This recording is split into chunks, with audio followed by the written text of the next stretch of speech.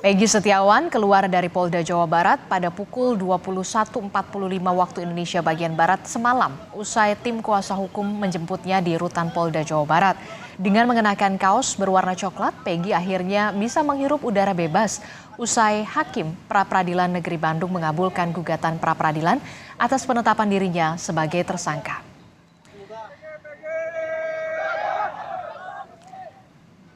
Langsung saja kita akan berbincang dengan Peggy Setiawan pasca statusnya sebagai tersangka dalam kasus pembunuhan Vina dan Eki ini dinyatakan tidak sah oleh Majelis Hakim di Pengadilan Negeri Bandung, Jawa Barat.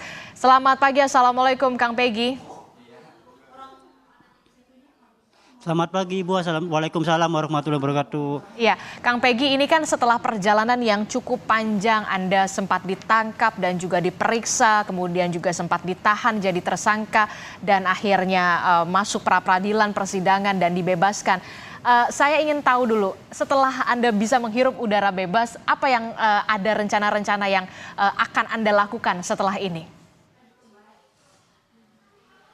Ya, pertama-tama saya ingin mengucapkan terima kasih banyak kepada pihak Kompas TV yang selalu mensupport saya dan keluarga saya, yang selalu tidak pernah kena lelah untuk selalu memberitakan tentang saya dan keluarga saya, yang selalu berjuang di depan Polda. Saya selalu melihat itu keberadaan Kompas TV itu tidak pernah lelah, 24 jam mereka selalu standby.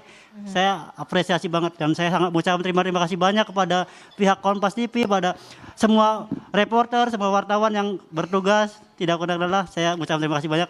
Mungkin saya tidak bisa membalas kebaikan mereka, semoga Allah yang balas kebaikan mereka. Dan buat ibu keluarga dan serta kerabat yang di rumah, saya titip salam, semoga sehat selalu dan dipanjangkan umurnya, murahkan rezekinya dan disehatkan selalu badannya, amin. Amin, amin. Untuk perihal soal tadi apa, maaf saya lupa. Setelah menghirup udara bebas, rencana apa yang ingin Anda lakukan setelah ini, Kang Peggy? Siap. Setelah bebas ini, insya Allah rencana yang saya akan lakukan itu adalah kumpul dengan keluarga seperti yang sudah saya bicarakan, bahwa saya ingin kumpul dulu bersama keluarga, lalu setelah itu saya ingin kembali melakukan aktivitas saya seperti sedia kala, bekerja dan melakukan aktivitas normal saya seperti sedia kala. Selain ingin bertemu lagi, berkumpul bersama dengan keluarga yang sempat tidak bisa dilakukan selama di tahanan begitu ya, Kang Peggy, termasuk juga beraktivitas kembali begitu. Apakah ada rencana nantinya akan bertemu dengan ibunda atau orang tua dari korban Vina untuk menjelaskan duduk perkaranya atau seperti apa? Adakah rencana untuk berkomunikasi atau bertemu dengan keluarga Vina? Siap. Untuk pertama-tama saya ucapkan berbelasungkawa atas korban, atas meninggalnya korban, atas kesedihan yang pihak keluarga alami. Jadi saya pribadi dan pihak keluarga sangat berduka cita, dan semoga beliau bisa diterima di sisi Allah Subhanahu wa taala, dan semoga amal ibadahnya bisa diterima dan dimaafkan dan bisa ditempatkan di sisi surganya Allah Subhanahu wa taala. Dan mengenai perihal itu, saya sepenuhnya berkoordinasi sama kuasa hukum, dan biarkan kuasa hukum saya yang akan meneruskan langkah apa yang akan saya lanjutkan. Apakah saya akan bertemu dengan pihak keluarga mereka ataupun tidak, saya belum tahu, karena saya serahkan semuanya pada pihak kuasa hukum. Jadi biar pihak kuasa hukum yang akan berbicara. Intinya pribadi saya ingin bertemu dan ingin mengucapkan belasungkawa seperti itu. Tapi ada keinginan untuk bertemu dengan orang tua ataupun ibunda dari Vina? Ada keinginan itu, Kang Peggy? Alhamdulillah ada. Namun selebihnya saya serahkan lagi kepada pihak kuasa hukum, biar mereka yang menentukan itu. Oke, jadi memang ada keinginan dari Kang Peggy Setiawan kalau bisa dipertemukan dengan ibunda ataupun keluarga dari korban Vina begitu ya.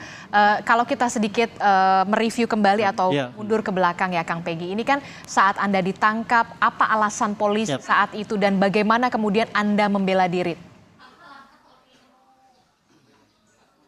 Pada waktu itu polisi tetap berpegang teguh dengan keyakinan mereka bahwa saya ini terlibat dan pelaku utama sebagai pembunuh dan pemerkosa, dan yang mereka selalu mengatakan bahwa saya yang menyuruh orang-orang lain yang untuk melakukan pembunuhan itu. Namun keyakinan hati saya bahwa saya tidak bersalah, saya tetap membela diri saya, karena saya merasa sama sekali saya tidak pernah melakukan kejahatan sekejam itu, dan bahkan untuk berpikir untuk melakukan menyakiti seorang saja saya tidak pernah sama sekali. Maka dari itu yang menguatkan diri saya, itu yang menguatkan mental saya untuk berani berbicara, berani menegakkan kejujuran dan keadilan.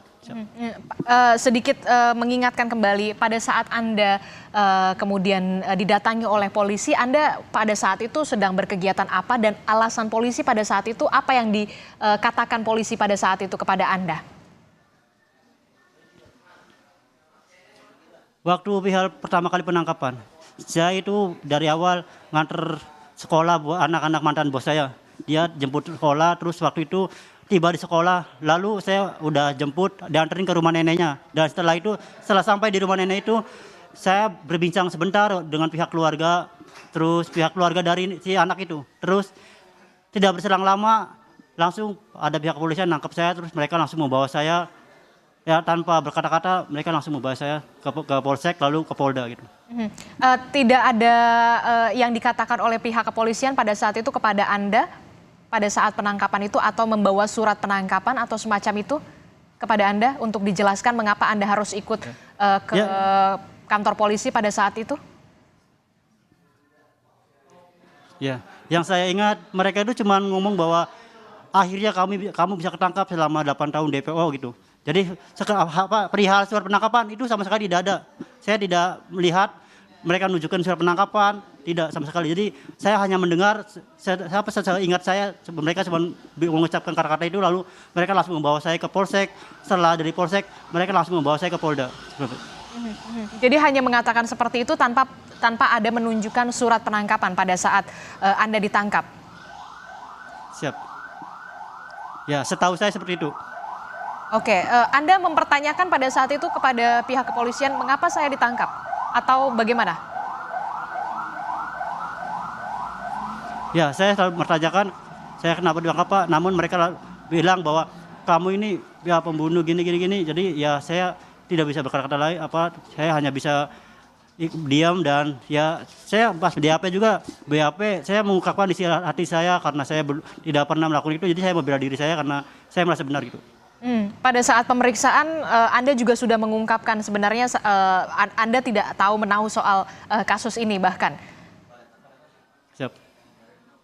Benar. Saya selalu mengungkapkan seperti itu kepada penyidik, kepada pihak yang selalu nanya ke saya selalu mengungkapkan seperti itu bahwa saya pas kejadian itu ada di Bandung. Jadi posisinya gimana kalau misalkan dia tuduhkan bahwa saya di malam itu ada di Cirebon melakukan penusukan, terus saya yang menyuruh mereka melakukan pemerkosaan yang pelaku utama. Tapi itu gimana masalahnya? Sementara tubuh saya ada di Bandung. Masa iya saya langsung hilang ada di Cirebon itu? Saya selalu menekankan seperti itu. Tapi mereka tetap bersih teguh bahwa mereka yakin bahwa saya ini pembunuhnya gitu. Apa yang Anda katakan pada saat itu ketika penyidik mengatakan soal kasus ini? Jawaban Anda? Saya selalu mengatakan bahwa penyidik bahwa saya tidak tahu Pak, saya sudah ada di Bandung, saya waktu itu ada dijelaskan alamatnya saya di Ranca Manyar dan ya selebihnya saya seperti itu aja. Tapi mereka tidak mengiyakan, tidak menggubris kata-kata saya, mereka tetap bersih teguh dengan keyakinan mereka bahwa saya bersalah.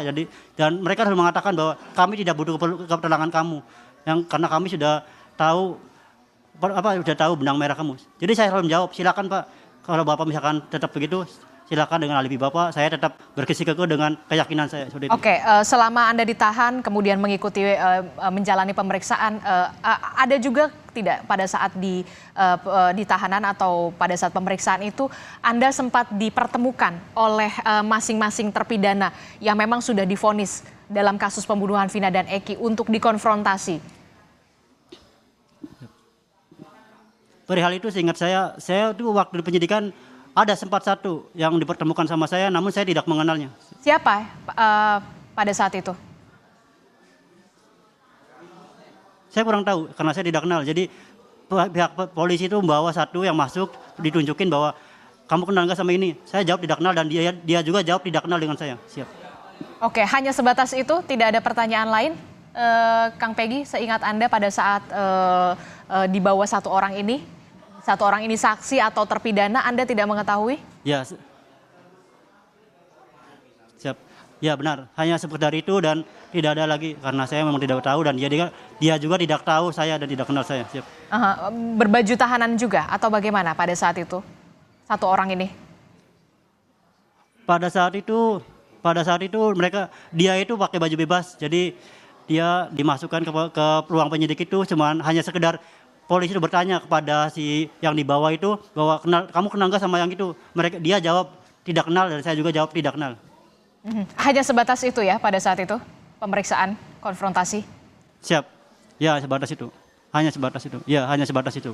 Oke, ini juga yang kemudian menjadi sorotan adalah pada saat Anda ditunjukkan kepada publik pada saat rilis konferensi pers keterangan resmi dari Polda Jawa Barat, Anda begitu lugas dan begitu tegas sekali mengatakan kepada salah satu jurnalis kami Kompas TV pada saat itu mengatakan saya bukanlah orang yang harus bertanggung jawab. Apa alasan Anda pada saat itu ya sampai Anda bisa berani untuk mengatakan itu secara lugas dan juga tegas, Kang Peggy? Karena dari awal yang sesudah saya bilang seperti banyak yang saya katakan dari awal bahwa saya keyakinan diri saya bahwa saya sama sekali tidak pernah melakukan kejahatan sekejam itu dan saya tidak pernah sama sekali punya pikiran untuk menyakiti seseorang dan apalagi membunuh dan memerkosa. Perbuatan itu sangat keji buat saya. Jadi saya merasa hati nurani saya itu tidak terima karena saya dituduh untuk melakukan kejahatan yang seperti itu dan keluarga saya dilibatkan. Ya ibaratnya mereka itu menghancurkan nama baik saya, menghancurkan masa depan saya, terus menghancurkan nama baik keluarga saya, itu membuat hati nurani saya jadi semakin menggebu-gebu untuk mengungkapkan kebenaran sebenarnya. Karena saya tidak ingin membohongi publik, karena saya tidak ingin membohongi keluarga saya, seperti itu. Jadi saya berani mengatakan itu secara spontan karena hati nurani saya. Jadi Anda mengatakan saya bukan pelakunya, saya tidak pernah melakukan itu secara spontan saja Anda berani dan mengatakan itu di depan wartawan begitu ya? Oke. Benar, itu saya katakan secara spontan dan tidak ada unsur. Oke, terakhir Kang Peggy, apa yang ingin Anda sampaikan setelah ini semua sudah benar-benar sudah divonis pembacaan kalau memang penetapan tersangka dari Anda ini memang sudah batal demi hukum. Apa yang ingin Anda sampaikan utamanya kepada keluarga dan juga tim kuasa hukum serta masyarakat yang memang netizen salah satunya yang terus mengawal kasus ini sampai adanya putusan pra peradilan ini. Silahkan Kang Peggy. Ya, pertama-tama saya mengucapkan terima kasih banyak kepada pihak keluarga, terutama kedua orang tua saya, adik-adik saya, seluruh keluarga besar saya, tim kuasa hukum saya yang tidak pernah lelah untuk terus berjuang untuk menegakkan keadilan ini dan bisa mendukung saya. Dan saya juga ucapkan terima kasih banyak kepada netizen Indonesia yang selalu mendukung dan selalu mensupport, memberikan semangat yang lebih bagi saya dan selalu kepada keluarga saya sangat mengucapkan terima kasih banyak kepada mereka semua dan kepada seluruh wartawan, pada media, kepada seluruh masyarakat Indonesia. Dan saya terutama mengucapkan terima kasih banyak kepada hakim yang mulia yang memiliki hati nurani dan yang benar-benar bisa menegakkan keadilan, itu Kang Eman. Selebihnya saya kurang tahu namanya karena saya tidak ikut dalam persidangan itu, tapi saya harus mengucapkan terima kasih banyak sebesar-besarnya kepada beliau karena beliau berani menegakkan keadilan dan berani menegakkan hukum di Indonesia. Dan saya mengucapkan terima kasih banyak kepada Presiden Joko Widodo, Presiden yang terpilih Prabowo Subianto dan Kapolri yang alhamdulillah masih bisa mau menegakkan keadilan di Indonesia ini, dan para menteri lainnya seperti Kang Deddy Mulyadi, Pak Susno Duwaji, dan rekan-rekan yang lain, para menteri-menteri yang lain dan semuanya. Saya mengucapkan terima kasih banyak. Mungkin saya tidak bisa mengungkap dengan kata-kata, namun saya selalu mendoakan mereka semua yang terbaik. Semoga Allah Subhanahu wa taala membalas perbuatan mereka dan semoga mereka lancarkan rezekinya dan dipermudah segala urusannya. Dan saya terima kasih buat kuasa hukum saya, Pak Niko, Bu Yanti yang selalu pertama menjadi penyemangat pertama saya, dan Pak Adnan dan yang lain, tim yang lain, Pak Imron, Pak Iman, terima kasih banyak, Pak Tony yang selalu semangat menyuarakan kebenaran, dan Pak siapa yang lain, pokoknya semuanya. Oke, terakhir, apa yang pesan yang ingin Anda sampaikan kepada pihak kepolisian? Karena dengan gugurnya status Anda menjadi tersangka, itu artinya pihak kepolisian masih punya PR untuk benar-benar bisa memburu dan menemukan Peggy alias Peron, pelaku pembunuhan Vina dan juga Eki. Apa yang ingin Anda sampaikan pesan untuk pihak kepolisian? Ya, terutama saya ingin mengucapkan terima kasih banyak. Mungkin ini adalah pembelajaran untuk saya untuk bisa menjadi lebih baik lagi ke depannya, dan harapan saya itu lebihnya semoga semua ini bisa cepat terungkap dan semoga pelaku itu bisa segera tertangkap agar supaya keadilan di negeri ini bisa tetap ditegakkan dan semoga tidak ada lagi korban-korban berikutnya yang salah tangkap atau misalkan yang contoh pribadi seperti saya yang harus saya alami, harus menderita keluarga saya selama ini dan ya lebih seperti itu sih saya bisa mengucapkan berdoa dan semoga keadilan bisa tetap ditegakkan. Oke, baik, terima kasih Peggy Setiawan telah bergabung bersama kami dalam Sapa Indonesia Pagi. Sehat selalu dan selamat berkumpul bersama dengan keluarga. Terima kasih. Assalamualaikum. Amin. Terima kasih banyak Bu. Waalaikumsalam warahmatullahi wabarakatuh.